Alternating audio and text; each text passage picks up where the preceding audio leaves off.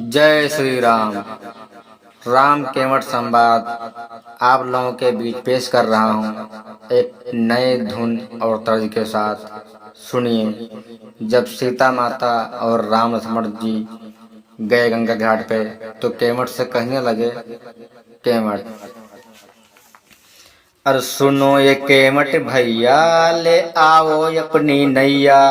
सुनो ये केवट भैया, ले आओ अपनी नैया।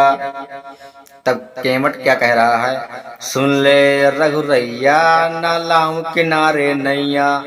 सुन ले रघुरैया, ना लाऊं किनारे नैया। आज अपनी कमी, आज अपनी कमी पूरी कर लें दे। लक्ष्मण जी के भैया, ना लाऊं किनारे नैया।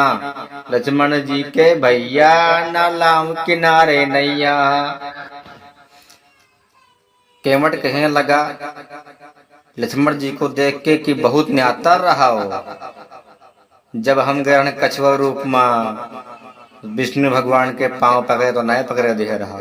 तो सुनो, आज वह कमी हम पूरी करब। सुन ले रघुरैया, ना लाऊं किनारे नैया। सुन ले रघुरैया, ना लाऊं किनारे नैया।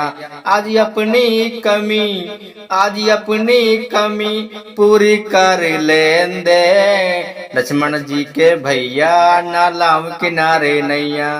लक्ष्मण जी के भैया, ना लाऊं किनारे नैया। तब रामचंद्र जी ने क्या कहा, सुनो ये केवट भैया, ले आओ अपनी नैया। सुनो ये केवट भैया, ले आओ अपनी नैया।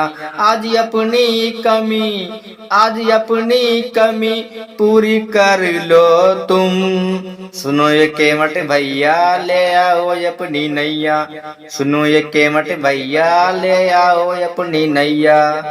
राम जी ने कहा, जो विष्णु रूप में आप गए थे वहां पर हमारे पैर छूने के लिए, लक्ष्मण जी ने छूने दिया था, तो आज तुम अपनी कमी पूरी कर लो।